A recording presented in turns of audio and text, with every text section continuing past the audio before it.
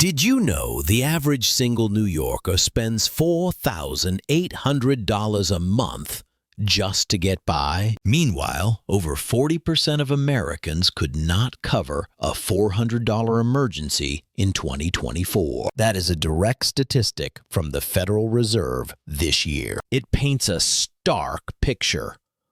One bad car repair, one unexpected medical bill, and millions of people are knocked off their feet. So, in a world like this, do you really need luck to get ahead, or just the right moves? Today, here's how an ordinary paycheck becomes your first million, step by step, with real 2024 numbers and zero magic required. We're going to break down the 4 essential phases that turn financial stress into financial strength. First, let's see where your money is really going and how you can free up your first real surplus. This is phase 1.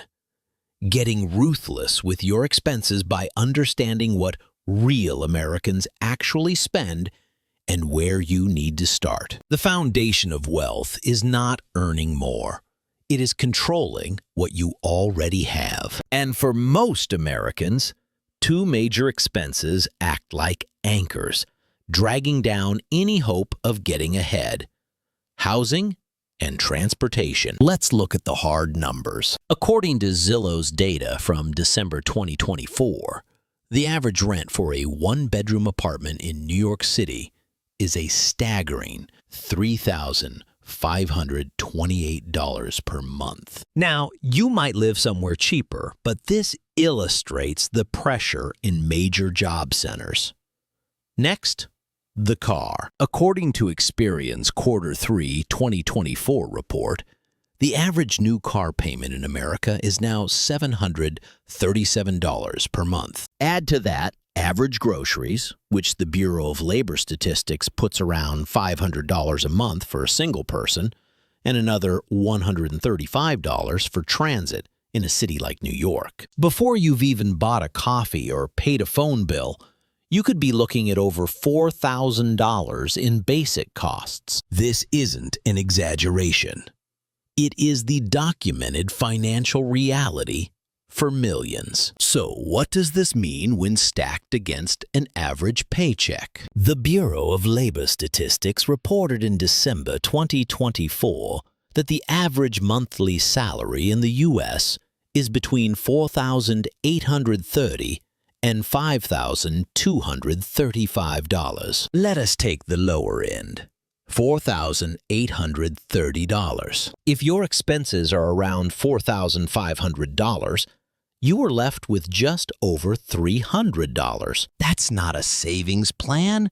That's a tightrope walk. You are one unexpected expense away from debt. This is the paycheck-to-paycheck cycle. And it's not a moral failing, it's a mathematical problem created by high fixed costs. The lesson here is that you cannot out-earn a spending problem, especially when that problem is dominated by 2 massive recurring bills. Small cuts, like skipping lattes, will not save you when your rent and car payment are consuming 70% or 80% of your income. To make real progress, you have to address the biggest line items first. This isn't about deprivation. It's about strategic allocation of your resources towards your own freedom. This brings us to the first actionable steps. The goal here is not just to survive, but to create a surplus you can use to build wealth. Step 1 is to attack your housing cost. This might mean downsizing, finding a roommate, or even relocating to a lower cost of living area if your job allows. Reducing your rent by even a few $100s a month is more powerful than 1,000 tiny cuts elsewhere. Step 2 is to reduce or eliminate your CAR cost. That $737 average monthly payment is a wealth-destroying machine. Could you use public transit? Buy a much cheaper used car with cash, or go down to one car if you're a two-car household. The savings are not just the payment. It is also gas, insurance, and maintenance. Step 3 is to give your new savings a job. Your first target is a starter emergency fund. Forget the guru advice of saving $1,000. We're going to use real data. The Federal Reserve's 2024 Survey of Consumer Finances shows the median liquid savings for someone under 35 is $5,400. That's a realistic, data-backed initial target. It's enough to cover about 3 months of basic expenses for many. And it's the bufferlando that stops a drama from becoming a crisis. In just a minute, we'll see how Jasmine slashed $1,400 a month in expenses without sacrificing her NYC lifestyle. Let's make this real with Jasmine's story. She's 29, works as a customer service specialist in New York City, and earns $4,900 a month. Her situation is a perfect storm of high costs. Her rent is $3,528. Her used car payment is $520. Groceries are $500. Transit is $135.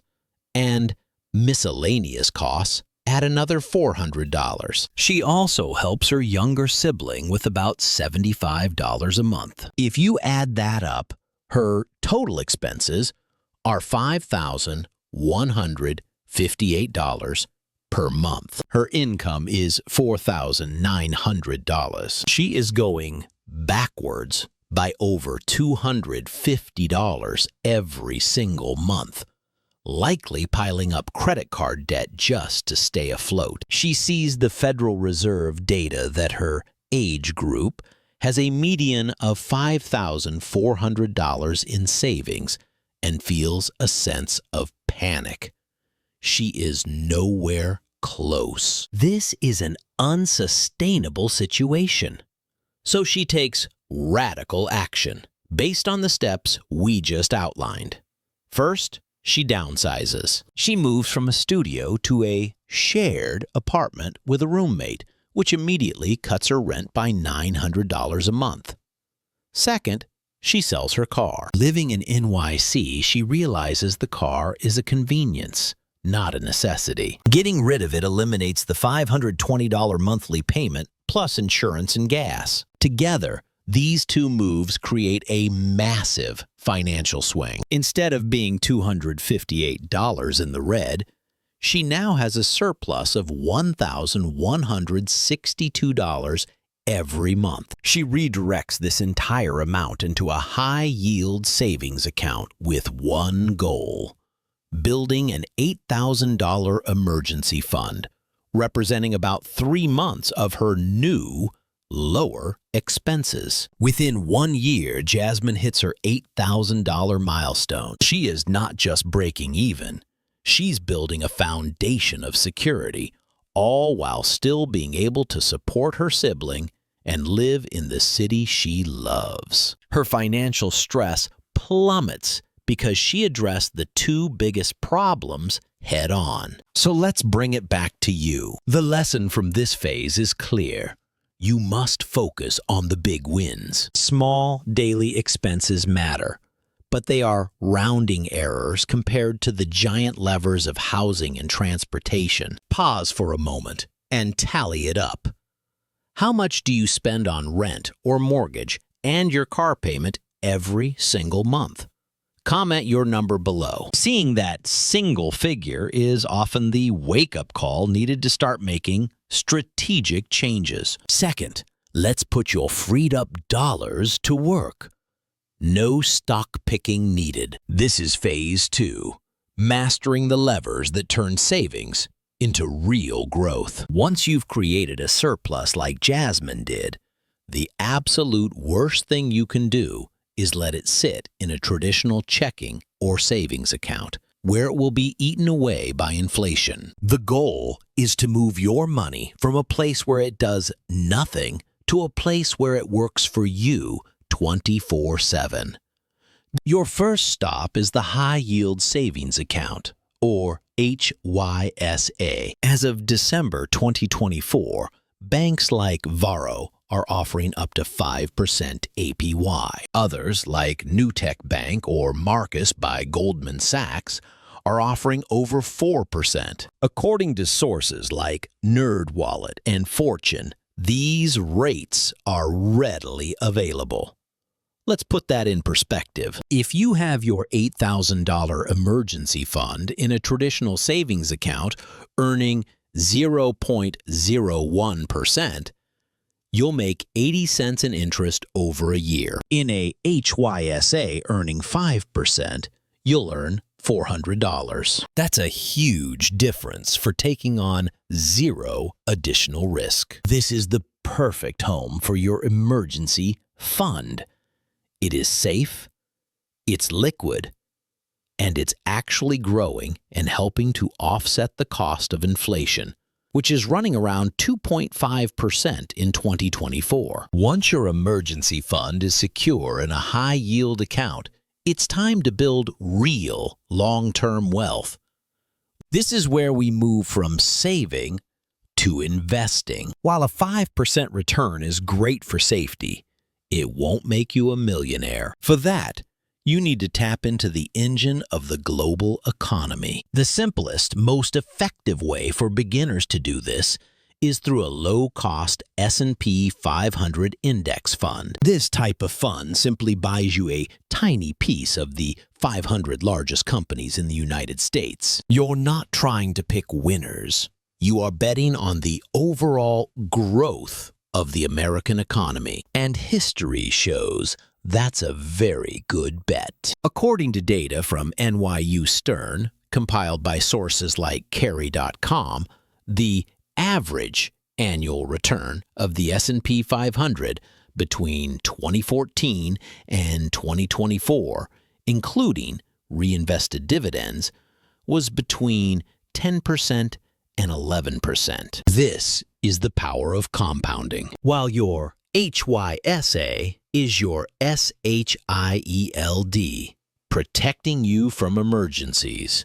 Your INDEXFUND is your SWARD, actively building your wealth over time by harnessing the growth of the market. So how you want to make your wealth building process as effortless as possible. The first step is to set up a payroll auto draft. This means a portion of your paycheck is automatically sent to your investment account before you even have a chance to see it or spend it. You are paying your future self first. It can be as little as $50 a month or as much as you can afford, like the $300 a month we'll see in our next example. You can open an account with providers like Vanguard or Fidelity and buy into an S&P 500 index fund. If your employer offers a 401k with a match, that's even better. It's free money. While the IRS allows you to contribute up to $23,000 to a 401k in 2024, don't be intimidated by that number. The goal is to start, be consistent, and let time and compounding do the heavy lifting. Keep watching. I'll show exactly how Marcus's $500 per month plan turned into $4,000 in real returns. Let's look at Marcus, a 34-year-old nurse in Cleveland, Ohio. His salary is $5,080 a month. Living in Cleveland, his expenses are much lower than Jasmine's. $1,250 for rent, $520 for his car, $480 for food, and $340 for miscellaneous costs. He also helps his parents with $150 a month and shares his budget with his spouse. After expenses, he has a healthy surplus. But his problem is psychological. He is nervous about the stock market, seeing it as risky. So he's tempted to just let his savings pile up in his checking account, earning nothing. The goal of maxing out his 401k at $23,000 feels completely overwhelming. So he adopts a two-pronged strategy. First, he automates. He sets up an auto transfer of $300 every month from his paycheck directly into an S&P 500 index fund. Second, he builds his safety net. Another $200 per month is automatically transferred into a high-yield savings account at Varo Bank. This two-bucket approach gives him peace of mind. He is growing his long-term wealth, but also building a safe, accessible cash buffer. He minimizes his checking account balance to curb any temptation for impulse spending and uses his TAX refund to give his 401k an extra boost. What is the outcome? Over 18 months, his automated strategy works wonders. His contributions total $9,000, $500 times 18, but his account balance is nearly $13,000. He has accumulated almost $4,000 in investment growth and interest, crushing inflation and building immense confidence in the market's long-term reliability. He did not need to time the market or be an expert. He just needed a system. So let's run the numbers quickly to see why this matters so much. Imagine you save $10,000 in a checking account earning 0%. After a year, you still have $10,000. But with 2.5% inflation, its buying power is only $9,750. You have lost money. In a high-yield savings account at 5%, your $10,000 becomes $10,500. You've beaten inflation. In an index fund that returns an average of 11%, your $10,000 becomes $11,100. That is how you build real wealth. This is not magic. It is just math. Third, let's make sure all your progress sticks, no matter what the world throws at you. This is phase 3, building the moat to shield your wealth from disasters, both large and small. It's not enough to grow your money. You have to protect it. Life is unpredictable, and the American financial system has shockingly few safety nets. A 2025 report from the Bureau of Labor Statistics and the National Partnership for Women and Families highlights a terrifying reality.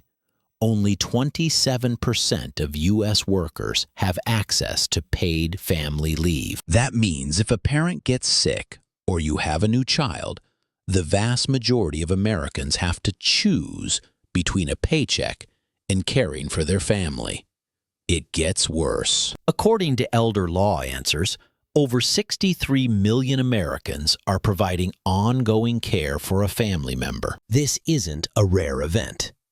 It is a widespread and often financially devastating part of modern life. These are not just statistics.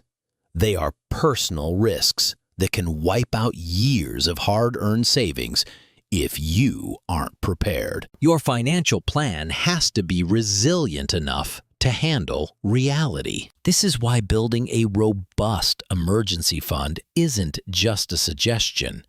It's a necessity. The 3-month fund we established in Phase 1 is your first line of defense. The goal in this phase is to expand that to a full 6 to 12 months of essential living expenses. This larger buffer is what allows you to navigate a job loss, a medical emergency, or a family crisis without having to go into debt or sell your investments at the worst possible time.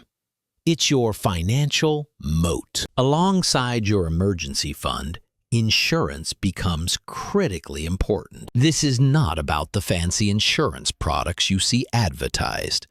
It is about income protection. Do you have adequate health insurance to prevent a medical bill from bankrupting you? Do you have disability insurance to replace your income if you're unable to work? If you have dependents, do you have term life insurance so they are cared for if something happens to you? These are not expenses. They are investments in stability. They protect your greatest asset, your ability to earn an income. So what are the concrete moves to build this moat? First, earmark any financial windfalls, like bonuses, raises, or tax refunds, to aggressively grow your emergency fund until it hits your 6 or 12-month target. Don't see it as extra money.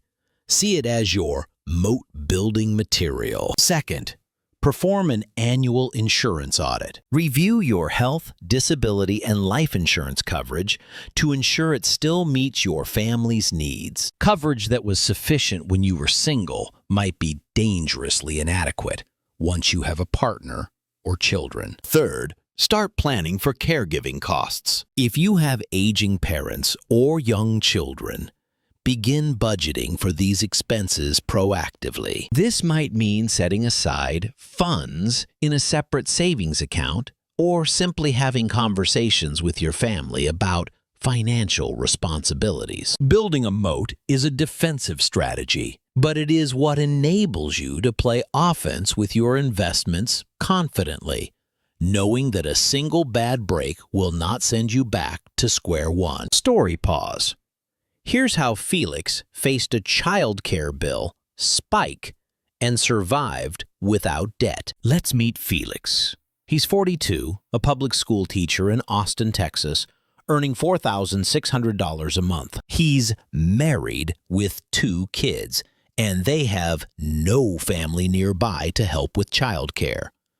Their budget is tight. They spend $1,600 on rent, a hefty $737 on a new car payment, $450 for groceries, and $475 on child care, plus $500 in miscellaneous costs. As a teacher, his benefits are thin, which means one serious illness or accident could completely derail their finances. He lives with a constant low-level anxiety about this vulnerability. His problem is not a lack of income.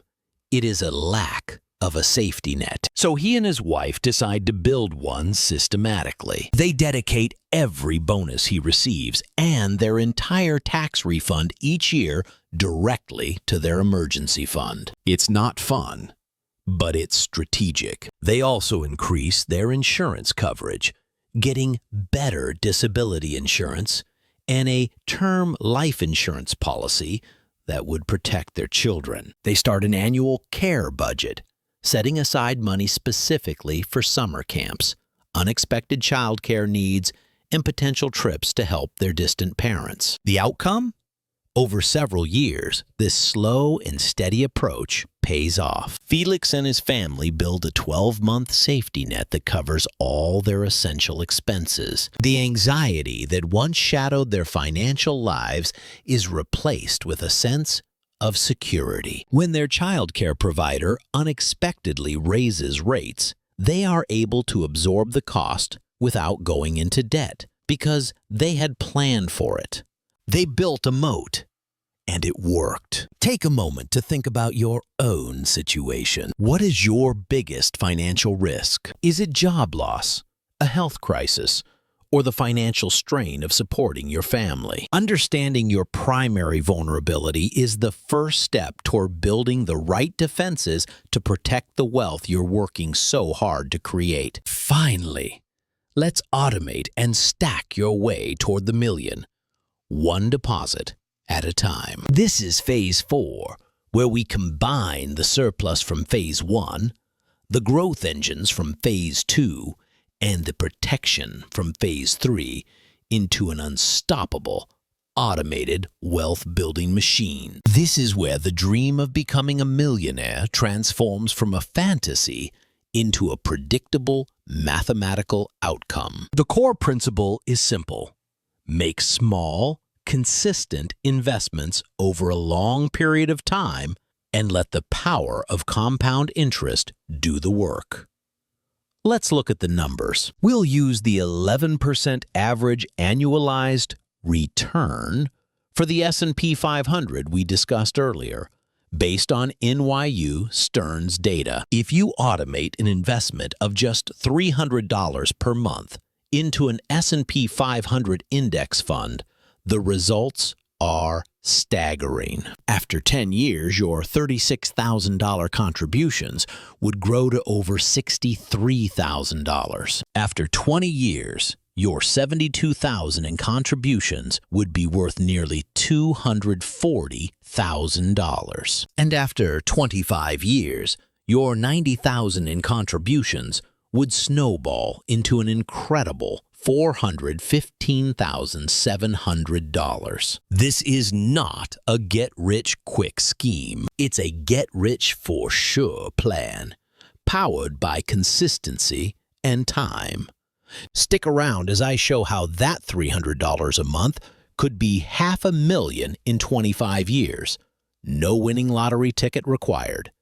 We just did. And from that $415,700 base, reaching $1 million becomes an achievable goal. By increasing your contributions as your salary grows, you can significantly shorten the timeline. But what does $1 million actually mean in the context of an average American life? Using the average monthly salary of around $5,000 from the Bureau of Labor Statistics as of December 2024, $1 million represents 200 months of income. That is nearly 17 years of the average American salary that you would not have to work for. It's nearly 2 decades of freedom. It's the ability to cover your living expenses for the rest of your life, to weather any financial storm, to support your family without stress, and to leave a legacy. This is not just a number. It is a measure of security and opportunity. It's the ultimate outcome of a disciplined financial plan. However, the path isn't always a straight line. Life happens, and your plan needs to be resilient. This is where a few key defensive maneuvers come in. First, automate your raises. Every time you get a pay increase, immediately increase your automated investment contribution by half of that raise. If you get a $200 a month raise, increase your investment by $100. This way, you enjoy a lifestyle upgrade while also dramatically accelerating your wealth building without feeling the pinch.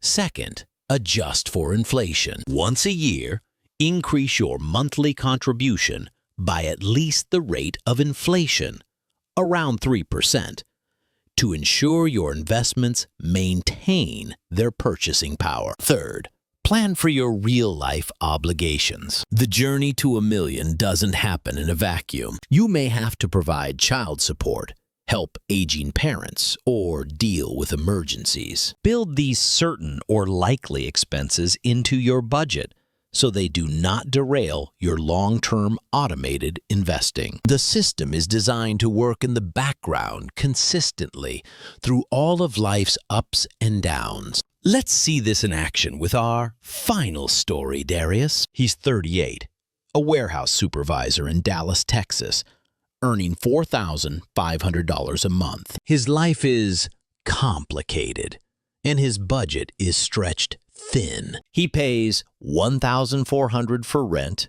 $525 for his car, $500 for food, and has $350 in miscellaneous expenses. Critically, he also pays $650 a month in child support and sends $250 a month to his mother in Louisiana. After all of that, there isn't much left over. He is living paycheck to paycheck and is deeply skeptical of the stock market, viewing it as a form of gambling he can't afford. His problem is a combination of financial pressure and a lack of belief in the system. So he starts incredibly small. He commits to automating just $300 a month from his paycheck into a low-cost index fund. To combat his skepticism, he decides to track his progress monthly. It is his way of holding the system accountable. He also commits to increasing his deposit anytime he gets a pay raise. What happens? After 1 year, his automated contributions of $3,600 have grown to nearly $3,900. It is not a fortune, but for Darius, it's everything. It's proof. It shows him that even with his significant family obligations, he can build wealth. He sees that the system works. With this newfound confidence, he sticks to the plan. Projections show that by continuing his automation and increasing it with future raises, he is on a realistic track to have over $500,000 by the time he's 55. A life-changing amount of money that once felt completely impossible. He's securing his own future while still honoring his commitments to his family. This is the final phase. It is about turning a conscious effort into an unconscious habit. It is about letting a proven system work for you over the long haul. So here is your final action for today. Set up your first automatic transfer. It does not have to be $300. It can be $50. It can be $25. The amount does not matter as much as the action. Open that account and start the process. And when you're done, type "started" in the comments below. Let's celebrate that first crucial step together. So, where does that leave us? We've covered the 4 essential phases to take you from an ordinary paycheck to your first million. Let's recap the core principles. First, you must track and crush your biggest expense leaks. For most Americans, that is housing and cars. Use the real data we discussed as your weapon to create a surplus. Second, turn every single dollar you free up into a growth engine. Use high-yield savings for your emergency fund to beat inflation, and low-cost index funds to build long-term wealth, following the official 2024 benchmarks. And third, protect your momentum at all costs. Automate your savings and investments, get the right insurance, and plan for the real-world risks of job loss and family needs that are a part of American life. Your journey starts now with a few clear steps. First, today, calculate your current expense to savings gap. Figure out exactly how much you can free up by tackling your biggest expenses. Second, this week, open your first high-yield savings account or index fund and set up that payroll automation. Make your progress automatic. And third, on an ongoing basis, review your insurance and emergency plans yearly, adjusting for inflation and your changing family needs. If you learned something new and want more research-backed financial guides to continue your journey, subscribe to the channel. And if you know someone stuck living paycheck to paycheck, share this video with them. Then comment your first money milestone below. Let's build a community that celebrates real wins. This video is for educational purposes only and is not individualized investment advice. All financial numbers use 2024 U.S. sources, including the Bureau of Labor Statistics, the Federal Reserve, the IRS, Zillow, and Experian. All product names mentioned, like Varo Bank or Marcus, reflect current U.S. offerings as of late 2024 and are used as examples, not endorsements. Please do your own research and consult with a licensed financial professional before making any investment decisions.